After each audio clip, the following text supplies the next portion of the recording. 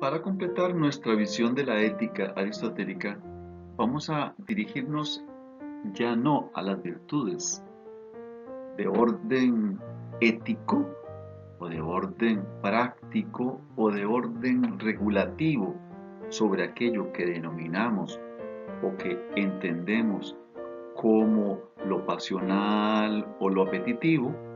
Vamos a irnos más bien al ámbito de las virtudes dianoéticas, o sea, aquellas virtudes que tienen que ver con nuestra capacidad de pensar, de saber, de comprender. La praxis, es decir, la acción, la práctica, palabra que surge evidentemente de esa praxis, es estudiada de manera muy profusa por Aristóteles en el libro tercero y en el libro sexto de la Ética Nicómaco. Y puede encontrarse en otros textos también que no son tan cercanos a la cuestión ética, como son el de Ánima, o la política, o los tópicos, textos que nos pueden ayudar a compaginar algunos elementos. Para decirlo en sencillo y claro, la praxis es sencillamente la manera en que nosotros llegamos a enfrentar la vida cotidiana, los acontecimientos que tienen que ver con nuestras decisiones y qué tipo de inteligencia corresponde a esas decisiones. Sobre esto, el texto de la Ética Nicómaco es profuso y es un poco complejo. Yo lo que voy a hacer es explicar un esquema. Van a verlo después, es un tanto complicado, pero espero que les sirva para acompañarse su estudio y lectura de esta obra y ver cómo se puede aplicar, de qué manera puedo entender yo las prácticas humanas y quizás a lo mejor regularlas, que es un poco lo que se quiere con una suerte de ética al estilo aristotélico. Recuerden que Aristóteles no pretende ofrecernos unas recetas desde el punto de vista ético o moral, sino hacernos comprender cómo es que funciona nuestra vida práctica. Y eso, evidentemente, puede ser muy complejo dependiendo de qué circunstancias nos vayamos a encontrar. En primer lugar, antes de irnos al esquema, digamos algunas cosas que son fundamentales. La primera cosa primordial es lo siguiente. Aristóteles parte de un supuesto básico. No vamos a tratar, en términos de una ética o en términos de una filosofía práctica, de decirle a la gente qué es lo que hay que hacer. Vamos a mostrarle cómo la gente ha funcionado. Y sobre todo la mejor gente. ¿Cuál es la mejor gente? ¿Cuál es la gente más adecuada para, si se quiere, copiarle el estilo, seguirle el modelo? Pues él dice que son los phronimoi, los prudentes, los inteligentes. Y vean cómo lo define aquí. Una persona prudente, es decir, una persona con esta inteligencia particular, es aquella que es capaz de deliberar, vean cómo se dice, buleusai, de deliberar sobre lo bueno para sí y lo que le conviene. Esto parece como que tiene que ver mucho con nuestra vida individual. Sí, pero recuerden, como lo hemos visto ya en ética, que la vida individual está en el marco de una vida comunitaria. Sigo, no parcialmente, como por ejemplo qué cosas lo son en vistas a la salud o al vigor, sino qué cosas lo son en general con vistas al vivir bien. Ahí está la clave. Volvemos a aquella cosa de la finalidad. ¿Qué es lo que perseguimos?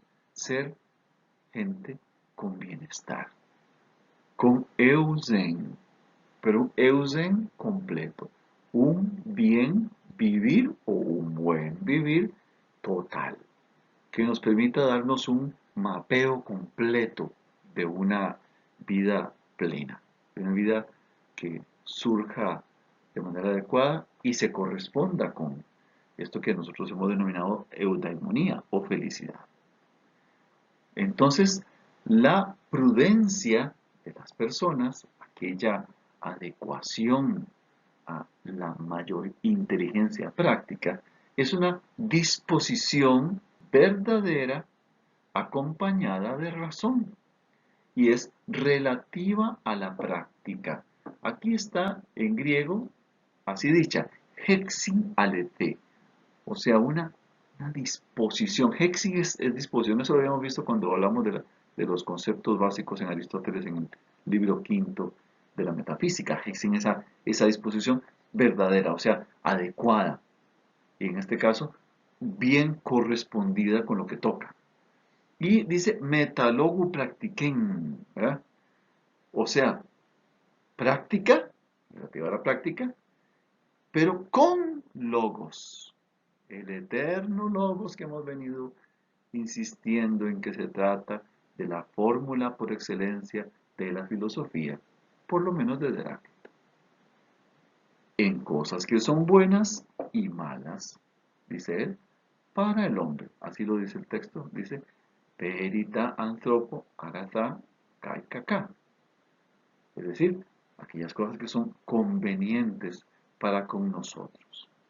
Y vean, planteado con toda claridad, la prudencia es aquel tipo de inteligencia que nos permite adecuarnos en la vida cotidiana para alcanzar el bien. Esto supone enfrentarse a una cosa que es muy complicada. En la vida práctica, las situaciones cambian. No hay nada estable. Y como todo puede ser de otra manera, o lo que hoy está muy bien, mañana a lo mejor no lo está, entonces vamos a tener que, ¿cómo es que dice la gente común y corriente? Vamos a tener que pelar el ojo, ¿verdad? Es decir, vamos a tener que estar a la expectativa. Y ese estar a la expectativa es la propia condición inteligente del saber práctico. No obstante, esto de la praxis no es fácil.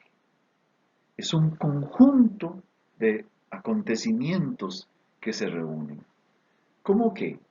Elementos que son de orden racional, eso está muy bien, de orden cultural, es natural, porque tenemos muchas morales que están jugando con nosotros, hay teorías que tenemos, hay visiones particulares de nosotros, pero también hay afectos. Y estos pueden generar problemas, sobre todo cuando los afectos son apetitos que a lo mejor no nos convienen tanto. Entonces, sepan que cuando hablamos de acción, no vamos a hablar de algo para nada simple. Más bien va a ser más complicado de lo que uno podría esperar normalmente en la vida cotidiana. ¿Qué es lo que podemos aprender a manejar en esto de la acción? Bueno, es aprender a valernos de algo más o menos estable de frente a aquello que cambia, de frente a aquello que se mueve o aquello que nos va a costar manejar. ¿Por qué? Porque nosotros necesitamos normalmente tener cierta capacidad de medida, cierta capacidad de sostenimiento de frente a lo que acontece. Con suma facilidad, nosotros podemos tener teorías maravillosas, pero que no sabemos cómo plasmarlas. Muchas veces tenemos una vida fascinante en el trabajo y en la casa no.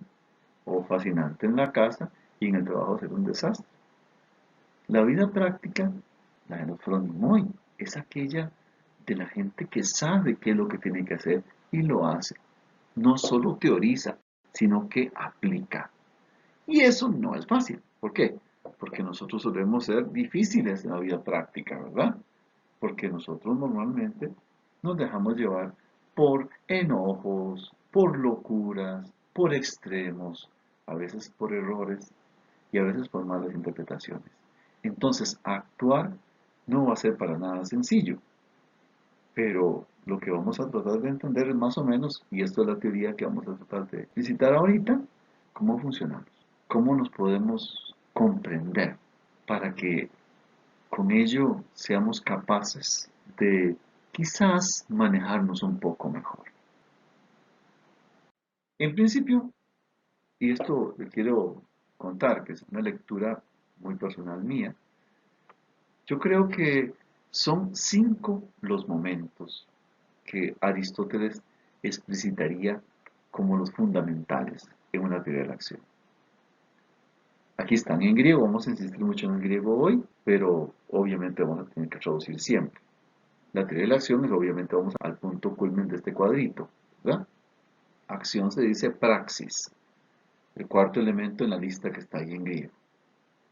Bueno, para actuar, o para decir que actuamos adecuadamente, solemos hacer como una especie de círculo constante. Este círculo empieza normalmente por anhelar, por querer. Eso se llama en griego boulesis o boulesis. Este querer, esta boulesis, es simplemente el deseo. El deseo común y corriente, el primer paso. Aquí les puse una traducción que es anhelo. Anhelo porque no me gusta porque me parece muy bonita como formulación, pero tiene que ver con eso, con querer, querer inmediato, de todas las formas que ustedes puedan pensar. Cuando yo ya quiero, ya sé por dónde podría ir, pero donde me doy cuenta de qué es lo que podría hacer para lograr lo que yo quiero es en el proceso deliberativo, en la deliberación, ya que se parece mucho en griego, buleusis. Esto es lo que se hacía en las discusiones típicas en la vida práctica griega, cuando habían las asambleas. La gente discutía para escuchar las distintas posiciones. Y Aristóteles recoge eso de su tradición. Lo que se hace uno normalmente para ver si puede alcanzar algo es sencillamente sentarse a discutir cuáles son las alternativas que tenemos a la mano, cuáles son los medios. Y después se toma una decisión. Una vez que usted toma una decisión, ahora sí procedemos a actuar. Y después de que actuamos, entonces se dice que en el mejor de los casos enjuiciamos.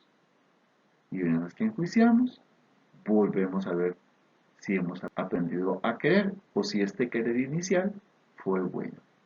Vean cómo se dice decisión proairesis. Hairesis es como un querer, pero es un ya predisponer. Y praxis es la vida práctica, la acción. Y gnome es ese juicio. Gnome también es como un tipo de conocimiento, porque es exactamente esa capacidad nuestra de revisar qué es lo que ha ocurrido para evaluarlo. Y ese es el punto central. Con lo que hemos señalado, ya podría decirse, ya cumplió, ya terminó, ya se explicó todo lo que se necesita saber sobre el problema de la vida práctica en Aristóteles, efectivamente. Pero vamos a complicarlo un poquitito, porque en filosofía nos gusta enredarnos un poco la cosa, ¿no? Pero además porque Aristóteles en esto está atisbando alternativas y comprensiones que pueden ser muy significativas. Entonces vamos a discutir cada uno de los pasos y ver cuáles son los elementos que deberían acompañarnos. Empecemos por la búlesis. Voy a ponerlos primero en griego y luego se los digo en español. Búlesis, recuerden que es el querer. Lo hemos traducido también como anhelo. Fíjese que la búlesis, dice Aristóteles, es el fruto de varias cosas posibles. En primer lugar, uno quiere porque de pronto le entró una furia o tiene ganas de hacer cosas. Se mueve en dirección a algo. Tiene determinadas pasiones. Pate. Vean cómo lo tenemos aquí. Pate. Esas son los patos. ¿Verdad? Los patos no son exactamente las enfermedades que uno suele decir, sino que es todo aquello que uno padece. ¿Mm? Puede padecer de cualquier cosa, desde ira, ¿no?, hasta alegría. Entonces eso puede ser que sea lo que me acompaña para que esto sea así, para que yo quiera, para que yo anhele. Pero es muy raro que los patos se den solos. Normalmente se dan porque hay una doxa que los mueve, una opinión. La doxa puede ser muy adecuada, pero ya saben que no necesariamente tiene buenas doxas. A veces tiene doxas falsas o doxas que generan incomprensiones, errores, defectos, problemas. A veces las doxas que me llegan a mí son de esas que generan tanto ruido que no entiendo bien mi realidad. Habíamos hablado también, cuando hablamos de ánima, de la facultad oréctica. Orexis es propiamente el deseo, las ganas. Oye, ¿qué diferencia hay entre orexis, entre desear, y tener esa búlesis? A veces la gente le llama esto voluntad a la búlesis. No es muy adecuado, porque el concepto de voluntad supone una cierta racionalidad, y esto dice Aristóteles que no es racional. Esto lo que genera es un telos, es decir, nos lleva a una cierta finalidad, y eso es cualquier cosa que usted quiera, cualquiera. Mire que usted puede querer desde ir a comprar algo hasta a cumplir cierta necesidad, desear tan solo ser un poco más feliz o ser otra persona o complicarse la vida y decir yo quiero renunciar a mi trabajo o incluso quiero morir. La búlesis es esa condición que hace que lo que aparece como un mero querer, como un mero desear, se complique. Ahora dice Aristóteles, la orexis es provocada por dos ámbitos muy importantes. Uno es el timos, en la parte tímica, aquello que Platón había dicho que estaba como en el pecho, que son esas tensiones, sobre todo irascibles, pero que están llenas como de una pasión febril, porque uno tiene esa ansiedad, ese deseo de alcanzar algo, pero que es como los guardianes, ¿recuerdan? Bueno, el timos es como un temperamento, eso te mueve. Y muchas veces también te mueve lo que llamamos epitimia, que son los deseos, que lo que Platón decía que estaban por el abdomen, es aquello que tiene que ver hasta con la sexualidad, pero más con aquellas necesidades comunes y corrientes corpóreas. Bueno, los apetitos, que puede ser que tengan que ver con el hambre, evidentemente, y los temperamentos generan esos deseos. Y esos deseos nos mueven a tener un objetivo, que la búlesis ya es tener una pretensión de alcanzar un telos. Eso es más o menos lo que nos mueve aquí. Sumen todos estos factores y tendrán ustedes una determinada casi voluntad de hacer algo. No le voy a decir más voluntad para no enredarme, pero creo que con eso se entiende. Yo estoy predispuesto porque anhelo alcanzar algo. Cualquier cosa puede decirse que se busca, que se anhela, que se quiere. Ahora vayamos al paso segundo. Esto es lo que nos lleva a la buleusis, que es la deliberación. Antes de eso veamos el esquema en español. Véanlo aquí. Entonces, tenemos en el centro el anhelo. El anhelo es el que define cuál es el final, el telos. Todo esto nos va a llevar después a deliberar. Vean que entonces tenemos, aquí le puse más clarito deseo, que el temperamento y el apetito producen el deseo, y el anhelo tiene que ver con esta pasión. Aquí le puse una cosa que no lo había mencionado en la anterior, que es el juicio, pero eso lo entenderemos hasta después, entonces no nos vamos a enredar con eso. Muy importante, como les dije, la doxa, la opinión. Recuerden que esto genera ruidos muy diversos. Las opiniones pueden ser muy complejas. Cuando a uno le dicen, por ejemplo, que hay una oferta en tal parte, y usted dice, a correr, vámonos a ver qué. Normalmente eso son opiniones, uno que va a saber si es cierto, ¿verdad? Si me dijeron, por señalar un caso, que están regalando computadoras o que están regalando monitores, y ahora que estamos tan precisados de esas cosas, y uy, ¿quién está regalando? Dicen que en tal parte, eso es una opinión. Puede ser que sea una opinión mejor fundamentada, pero así funciona la cosa. Pero vayamos al segundo paso, a la deliberación, la buleusis.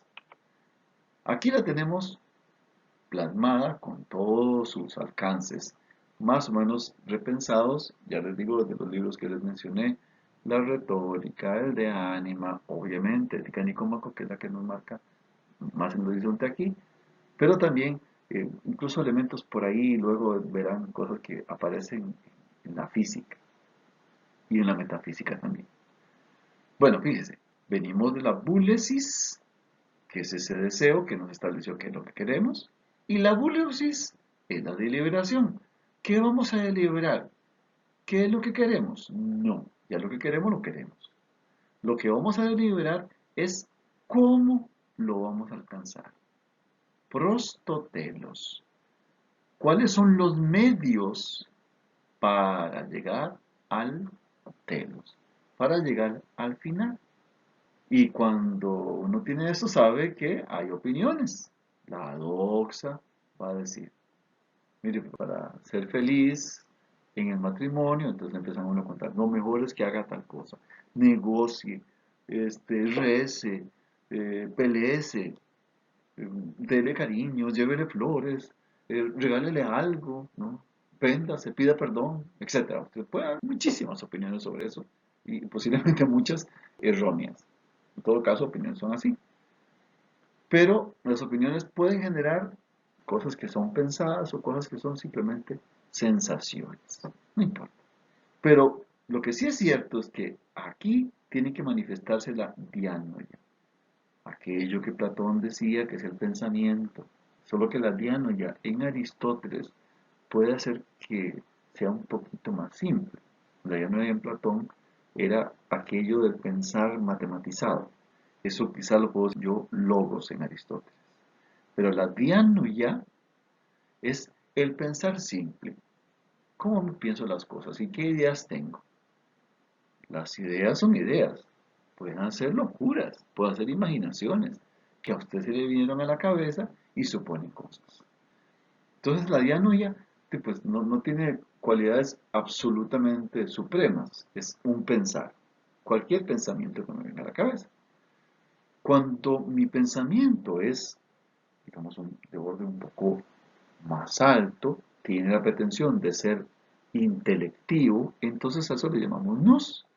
¿Se acuerdan? El nous es este factor tan importante del intelecto del que habló Anaxágoras, que decía que era el principio de todas las cosas. Bueno, en Aristóteles ese intelecto es como aquel que nos permite captar de manera intelectiva algo con seguridad, como si fuese una luz. ¿Se acuerdan cuando dice se alumbró? El alumbró el bombillo, que a veces lo dibujamos así, ¿verdad? Ya, me llegó, por fin, ese me llegó. Esa epagogué intelectiva de Aristóteles es como lo que ocurre en luz. Esto puede ser casi una suerte de iluminación, de contemplación. Uy, eso está muy bien, ¿no? Intelectivamente muy superior. Perfectísimo. Pero pues usted puede tener iluminaciones y puede tener pensamientos y distinguir entre uno y otro no es tan fácil. Para eso tenemos el logos, que es la razón discursiva, la razón que cuestiona y que le toca analizar para ver y ordenar esto que venimos pensando o aquello que se nos ocurrió que nos parece maravilloso. Además, para evaluar todas las doxas, ver si son consistentes. El logos viene a terminar el trabajo, digamos, ese sucio respecto al conocimiento que hemos tenido o que hemos alcanzado. Muy bien. Y todavía hay una cuarta inteligencia, que es la frónesis. De ella tenemos que hablar profusamente, pero ya es en lo específico de la vida práctica. Es la inteligencia que debería gobernar todo este proceso. ¿Por qué? Ella es la que vela porque se aplique el agatón, el bien y el calón, la belleza. O sea, ella de alguna manera u otra es un pensar situado con estos ideales a la vista. Es decir, lo que aquí se puede decir muy bien, yo tengo que evaluarlo. El logos puede decir, como dicen, hasta misa, que si la frónesis contiene, entonces no se hace. Entonces la frónesis es esa capacidad nuestra, inteligente, de llevar a la vida práctica lo que pensamos que es mejor. Y esa es una clave fundamental dentro de la vida nuestra. Bueno, todos estos elementos intelectivos, dianoéticos, como dice Aristóteles, vea que tiene que ver con diano ya, todos son los que van a definir cómo es nuestro proceso deliberativo. La deliberación, ¿qué es lo que hace? Una cosa muy sencilla, decir qué es lo más conveniente y qué es lo que no es conveniente. Una vez que usted dice eso, pues ya tiene un panorama de cómo anda la cosa. Es poner las cartas sobre la mesa. Ahora, hay algo que genera ruido, no solo las opiniones, sino de las partes, las pasiones. Usted deja de tener pasión cuando está evaluando. Vea, si usted lo deja mucho tiempo, sí, difícil que le mantenga la pasión, pero normalmente no. Y además es conveniente que se mantenga, porque la finalidad usted la quiere, usted la tiene todavía y está debiendo ver cómo alcanza eso que busca. Y una vez que usted tiene esto a la vista, pues es raro que usted no siga queriendo alcanzarlo. Pero de todos modos esto enfría un poquito el deseo. No tanto, pero por lo menos le baja lo básico. Entonces ya aquí podemos lanzarnos a la proaíresis, a tomar decisiones. Antes veámoslo en español, el mismo cuadrito. Aquí parece más simple, pero es lo mismo. Fíjese, deliberamos considerando las opiniones, los pensamientos, nuestras intuiciones y racionalizando. ¿Qué es lo que deliberamos? ¿Cuáles son los medios para alcanzar un fin? No deliberamos sobre los fines. Recuerden, yo sí puedo deliberar en torno a qué voy a hacer. Vamos a suponer esto, si yo quiero comprar un televisor de 60 pulgadas, porque en mi casa yo necesito que la pared entera sea un televisor. Bueno, sí, está maravilloso, qué deseo más hermoso, más grandioso. Dice, pero ¿cuáles son los medios? Y para tener el televisor, si vale 1 millón de pesos y yo no lo tengo, entonces tengo que buscar ahí, tengo que ver cómo hago. Esto es lo que va a liberar a usted. No es comprarse el tele, es cómo va a alcanzar ese objetivo. Para alcanzar ese objetivo, evidentemente tengo muchos problemas si es que no tengo plata. Además, a lo mejor aquí en el proceso deliberativo puede hacer que la propia pared me genere disputas. A lo mejor la pared llora un poquito porque se mete el agua. Y entonces, cuando veo los medios, veo todos los alcances de esos medios. Lo idóneo en una situación difícil es que uno lea todo el panorama, todo lo que puede ocurrir si es que yo alcanzo determinado fin o determinada meta. Porque a lo mejor llegué con el tele y no cabe. O a lo mejor llegué con el tele gracias a que me lo robé. Y a lo mejor yo no estoy de acuerdo con eso. O a lo mejor no es lo más conveniente. Y a lo mejor la inteligencia práctica me tenía que haber detenido y yo no dejé que ella actuara. Y por eso es que este es un actor fundamental que para nada es gratuito.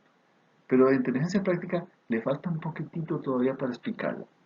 Dejémosla para la siguiente, para cuando definamos qué es decidir. Solo déjenme insistir que aquí, en el proceso deliberativo, las pasiones nunca te abandonan. Aquí siempre te van a acompañar. Porque si esto se enfría, posiblemente ya la deliberación no esté fortalecida. Y hasta conveniente es que haya deseo. Un buen deseo todavía acompaña. Cuando hablamos de el punto más complicado de la vida práctica, puedo decirles que llegamos realmente al problema de la decisión. ¿Por qué? Porque yo decido cuando tengo todos los factores en movimiento. Cuando todo lo que hemos visto atrás empieza a ponerse en consideración y vamos a decir sí o sí no. Hemos deliberado y cuando deliberamos definimos cuáles son los medios más adecuados. Pero puede ser que sean 2 o 3 o 5 medios. Y aquí es donde se van a poner en claro. Es donde se van a situar. Y bien, qué complicado puede ser a partir de Aristóteles. Vean ahí todos los factores de nuevo pensados. De nuevo la doxa me dice o elija tal cosa. El pensamiento me dice muchas cosas, igual el nous, el intelecto. El logos que ha organizado todo este proceso y hasta regula las doxas, bueno, ese también se implica. Yo vengo de un proceso deliberativo que me señaló cuáles son los mejores rumbos. ¿Y qué es lo que queremos hacer con esta proéresis? ¿Qué es lo que vamos a decidir? Bueno, lo vamos a decidir por los medios. ¿Sí? ¿Cuáles son las cosas que podemos hacer para alcanzar eso? Vamos a suponernos en un ejemplito sencillo. Yo quiero ganar este curso, salir de esto, por fin. ¿Qué pega esto de filosofía clásica? Es una materia tan aburrida, tan pesada, el profesor tan necio, y alguna vez en la vida me lo tengo que pasar y quitármelo de medio. Muy bien, eso es lo que yo quiero. Entonces, ¿cuáles son los medios para alcanzarlo? Bueno, voy a tener que participar en esa cosa de los foros y hacer los trabajos bien y practicar algunas cosas que tienen que ver con lógica, con metafísica y cosas de Platón. Y voy a tener que estudiar, voy a tener que repasar. Bueno, cuando yo decido cuáles son los medios más adecuados, ahí está claro que son muchos, porque esto no es una cosa tan simple. Y lo que a mí me tiene que mover para alcanzar eso siempre es la pasión, por supuesto, ¿verdad? Ahí estamos claros que estos medios son impulsados también por estas pasiones. Y en el proceso que yo estoy decidiendo, ahí voy, ¿no? Pero repito, ¿qué es lo que vamos a hacer con la proéresis? Vamos a buscar estos medios. Pero no solo eso, sino que vamos a ver con qué intención, por qué, para qué. Y eso se llama protelus. Ya estamos viendo el final y ya esa intención se marca, se está mostrando ese final feliz que yo aspiro. Voy a pasar ese condenado curso. Finalmente, parece muy claro, muy fácil y muy sencillo. Y ahora decido también otra cosa. Cuando decido, me muevo, que le me muevo hacia lo que yo quiero, a lo que yo espero. Y ya me voy a poner en vida práctica, voy a lanzarme a hacer eso. Muy bien, pero a la par de eso, ojo, y ahora vamos a vernos por toda la sección esta derecha. Y ahora sí podemos hablar de la frónesis en el sentido más estricto. Frónesis, recuérdense que es la inteligencia práctica, esta parte intelectiva, ¿verdad? Pero ahora, vista, recuerdan, con dos grandes patrones, el bien y la belleza. Sobre esto no he insistido mucho, pero el bien es lo que todo el mundo quiere ser, ¿verdad? Algo bueno. Y el bien se dice de muchas maneras, lo hemos visto en el libro primero de la ética. Y la belleza es parte de lo que para un griego uno supondría que es absolutamente indispensable. El griego normalmente no dice buenos días, sino dice lindos días. No dice que le vaya bien, no, que le vaya bonito. ¿Por qué? Porque ellos equiparan este kalos a ese bienestar. Entonces es como una armonía, como una plenitud de vida. Bueno, la frónesis juega con eso. Pero cuando estamos jugando con esos dos factores, hay que clarificarlos un poquitito más. Y aquí vamos a meter la parte ética que hemos hablado en la lección anterior. La frónesis se acompaña por aquellos elementos que nos disponen o predisponen para la vida. Aquellas disposiciones, hexis, y aquellas maneras de ser, ethos, que se adecuan a lo que soy yo, a lo que yo aspiro a ser o a lo que a mí me ha enseñado a ser. Y por supuesto en eso tiene que ver directamente el arete, que son nuestras costumbres, las que nos facilitan el camino. Recuerden que las buenas costumbres, las arete, son las mejores, las más excelentes de nuestras acciones. Bueno, esas son las que van a definir nuestra personalidad, nuestra disposición para el mundo, etc. Esta frónesis entiende la belleza y el bien como patrones de esta vida. Y esta es la que va a dirimir todas las posibles disputas de lo que viene aquí pensado y de lo que viene aquí querido.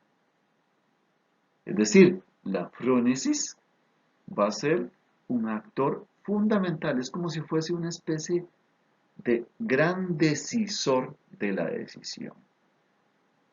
Si no lo es, con mucha facilidad, cualquiera de estos actores toma poder y puede enredarnos la vida. La probabilidad es muy fácil de convertirlo en un error. Una mala opinión me puede llevar a decidir mal. Un deseo excesivo me puede llevar a decidir mal. En cambio, con una frónesis, yo sé que hasta lo que diga esto puede ser muy bueno, que yo la puedo detener porque no me parece, porque no lo siento que sea adecuado. Vamos otra vez al ejemplo de lo que habíamos señalado para el canal de curso. Si ese es mi objetivo, ¿verdad? Ese es el telos mío. Entonces, la frónesis me puede impulsar a decidir cosas adecuadas, muy adecuadas para con eso. O puede generar un freno a lo que voy a hacer. Si, por ejemplo, yo quiero ganar el curso y digo, bueno, voy a copiar o voy a falsear cosas. Entonces aquí, esta frónesis va a decir, uy, eso no es una DT, es un caca. Eso es un vicio, es algo malo. No, yo no soy así. Y mi etos me tiene que frenar. Y aquí es esta inteligencia la que se amarra con esto y la que dirime finalmente cuál es el punto que sigue.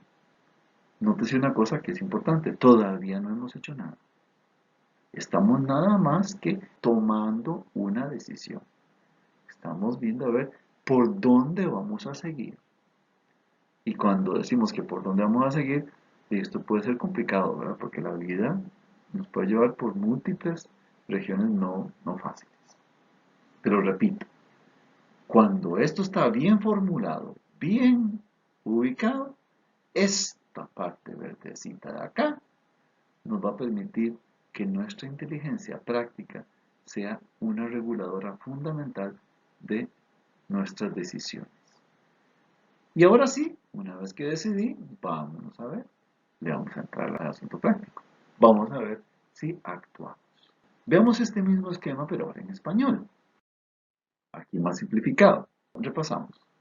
A ver, tenemos un modo de ser, nuestro etos, una disposición, la hexis, y virtudes. Recuérdense que esto puse virtud, pero son muchas virtudes las que pueden estar en juego aquí. Estas están acompañando a la inteligencia práctica, ¿verdad? Esto debería estar juntito, porque todo va reunido. Y la inteligencia práctica le falta la belleza y bien aquí, ¿verdad? Que son sus correligionarios, lo que va junto ahí. Sabemos que estamos razonando, que estamos pensando, que tenemos intuiciones, ¿verdad? Entonces todo el aparataje este eh, racional que se une para que nuestras decisiones sean las más adecuadas. También, eso no lo señalé, pero vale decirlo, cuando se toman decisiones, también la pasión actúa. Es decir, la pasión no nos va a abandonar fácilmente en nuestras decisiones. Es muy complicado, pero ella no va a ser, digamos, una traidora en este momento. No nos va a abandonar porque es, si se quiere, aquella que mejor impulsa lo que estamos haciendo. Tampoco nos abandona nuestras opiniones. Recuérdese que puede ser que un pensamiento sea una opinión, pero también aquí hay opiniones extranjeras, ajenas. A mí me dicen, vea, no se moleste, ese curso lo pasé nada más poniendo atención en clases, viendo los videillos o ahora, está fácil. Confíate, confíate. Bueno, es una opinión que a lo mejor es cierta. O puede ser que no, quién sabe. Entonces, fíjense, esto de decidir es muy complejo, pero siempre tenemos a estos actores acá, como conteniendo. Es como si usted tuviera en una marcha ahí forzada, usted está llevando empujado, empujado, pero hay una barrera, y esa barrera es esta parte de la ética. Y recuerden, decidimos sobre nuestros medios y ya mirando qué es lo que vamos a alcanzar y poniéndonos en movimiento, solo que es un antes de actuar. Esa es la cuestión de la decisión. Insistamos solo en este aspecto de la ética, solo para tenerlo un poquito más claro y solo para destacar sus elementos. Recuerden, la virtud se dice de muchas maneras. Aristóteles pone varios ejemplos de virtudes, entre otras la valentía, la justicia, la temperancia o la moderación, la contención, etcétera. Hay varios de estas disciplinas morales que le parecen importantes de considerar. Bueno, ese es un elemento. La virtud tiene que ver, recuerda, con aquello justo medio. Por otra parte, suele decirse que esta virtud se puede decir como una suerte de disposición. Es la manera en que yo me coloco de frente a la vida. Y que esto define más o menos mi modo de ser. Mi modo de ser es un poquito más estable que mi disposición, que mi virtud. Lo explico muy fácilmente. El modo de ser es la manera en que yo soy. Ya eso lo hemos visto en la lección sobre ética. Pero la disposición respecto del modo de ser es un poquito más circunstancial, porque de pronto yo estoy mejor dispuesto para hacer tal cosa. Ya, por ejemplo, yo a lo mejor hoy no tengo ganas de dar clases, o no tengo ganas en este caso de grabar una clase, o de presentarla. Entonces, como no estoy en las mejores condiciones, no me sale bien.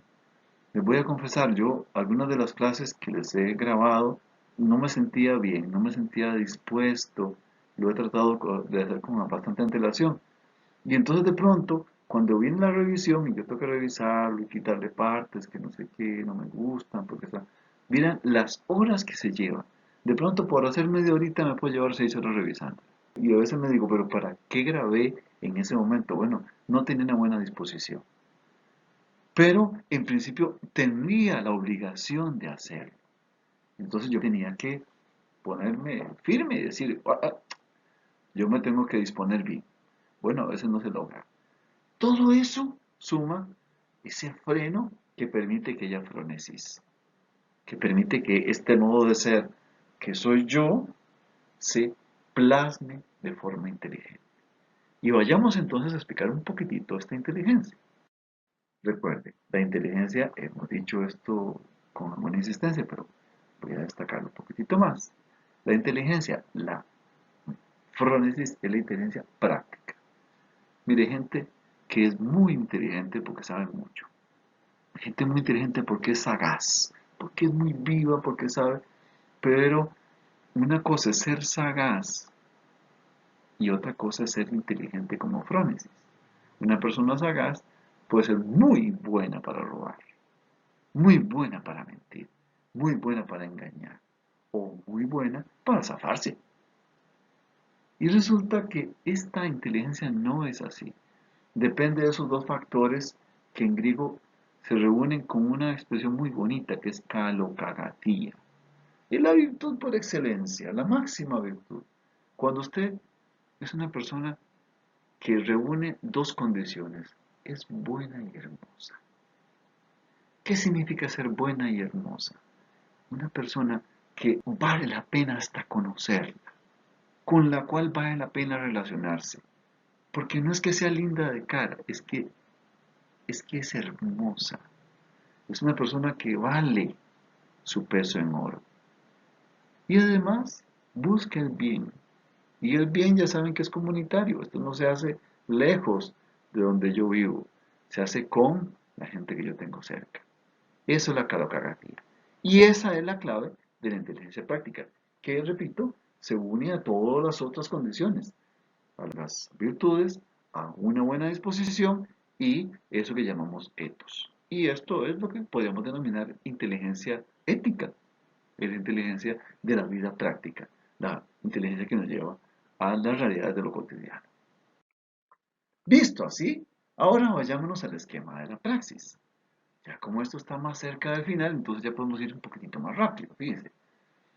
Primero, ya no hay tantos actores, pero algunos se repiten. Vean, ahí están las pate abajo. Uf, esto siempre sigue molestando, ¿verdad? Las pate, recuerden que pues es esa cosa, ¿verdad? Constante de unas pasiones que nos pueden generar mucho ruido, pero que no llegan a desaparecer. También tenemos, por supuesto, la frónesis. Recuerden que la frónesis ha definido mucho de la proairesis, de la decisión.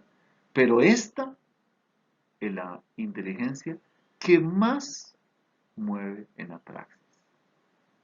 Esta inteligencia práctica es la que debería ser la que maneja el barco en ese momento, es la que lleva el timón. Pero hay otros actores. A ver, una que genera mucho ruido, la eustogía. Eustogía es la capacidad, uno podría decirlo estocástica, pero es esa capacidad de ser sagaz. Es muy fácil ser sagaz para la práctica. Es muy fácil saber qué hacer. Pero a lo mejor no es bueno. Si usted suma la sagacidad a la frónesis, entonces está bien. Si no, fatal. Ahora, normalmente la praxis ocurre por otras razones. Y la praxis ocurre básicamente porque hay un momento que llamamos kairos. El momento justo, el momento apropiado para que se dé esta realidad. Ese es el kairos, el momento oportuno. La situación que nos facilita la ejecución.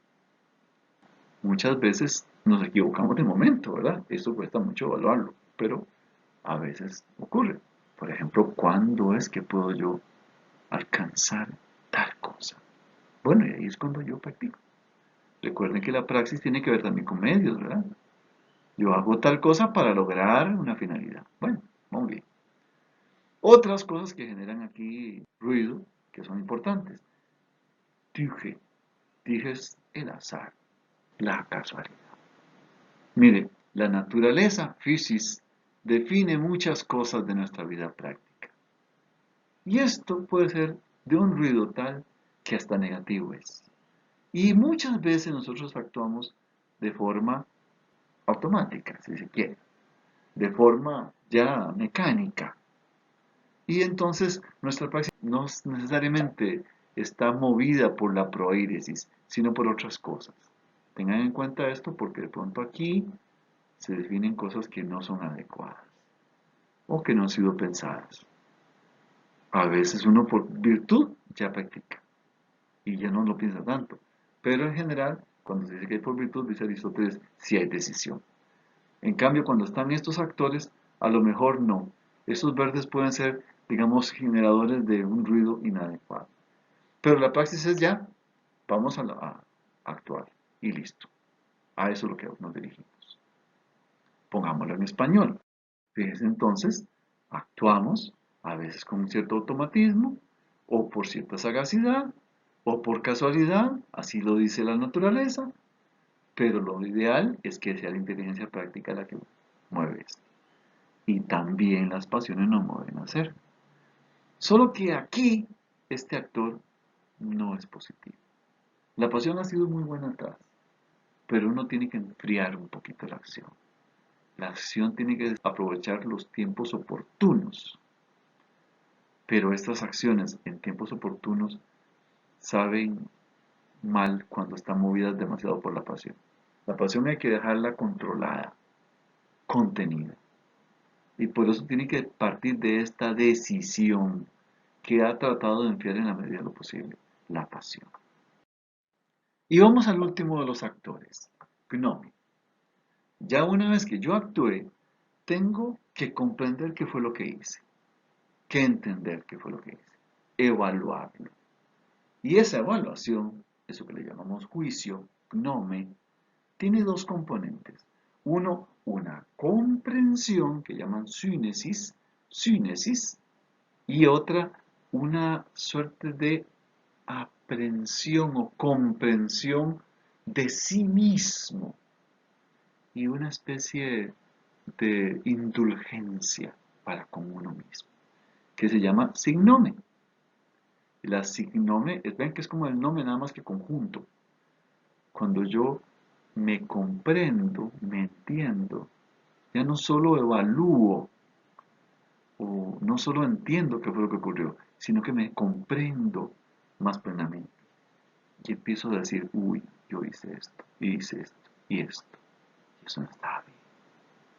O aquello estaba mejor. Debía haber hecho esto. Y entonces uno como que reaprende. El gnome es precisamente ese proceso de enjuiciamiento para aprender. Y mire, una vez que usted hizo esto, ya puede devolverse. Aquí le puse una palabra griega muy común, que es palin. Va de nuevo. Y ahora volvemos a poder desear. Pongámoslo en español. Entonces, comprendemos, somos indulgentes, la comprensión, ve que lo puse con H intercalada, porque tiene que ver con con un entendimiento de lo que acontece. Para poder enjuiciar y después perdonarse de alguna manera, entender qué fue lo que hice yo. Y decir, pero ¿cómo puede ser posible? O qué bien, felicitarse si es el caso, para luego volver atrás. ¿Y volver atrás para qué? Para entender toda la complejidad de lo que he hecho. Eso se lo voy a mostrar así. Ahí está, completo. Todo lo que hemos explicado ahora. Los azulitos eran los sencillos. Recuerden, bulesis, anhelo, deliberación, decisión, práctica y juicio. Decíamos que aquí los colores son determinantes. El telos es fundamental porque yo quiero alcanzar algo aquí, a lo mejor no alcanzó nada bueno. El protelos son los medios, ¿verdad? El protelos, eso es la intencionalidad. El Kelly tiene que ver con ese movimiento, ¿verdad? Que me lleva a mover. Y fundamentales son todos los verdes, estos verdecitos claros, que es, digamos, la parte que hemos llamado filosofía práctica, la ética, la inteligencia, que vela por el bien y por la belleza, la inteligencia discursiva, que es el logos, el pensar, el nous como el intelecto ese que capta, y la dianoia que se supone que debería estar muy bien con nosotros. ¿Y qué nos genera mucho ruido en negativo? Bueno, evidentemente todo esto que nos mueve que no está en nuestras manos tan fácilmente, nuestros deseos y las pasiones. Este factor de las pasiones, en particular las pasiones que están cerquita de la epitimía, del apetito, uy, eso genera un ruido horrible. Y lo peor que puede pasar es que ocurra lo siguiente, que usted tenga ganas y actúa. El peor error es hacer eso.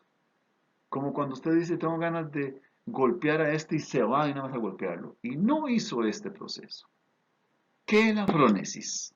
Aristóteles muchas veces dice que es la buleusis y la proíresis. Esos dos momentos fundamentales de la vida práctica.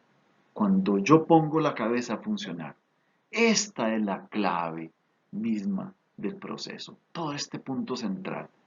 Porque luego la praxis es más fácil, más o menos, ¿verdad? Porque la praxis, recuerden que tiene que pasar por el kairos.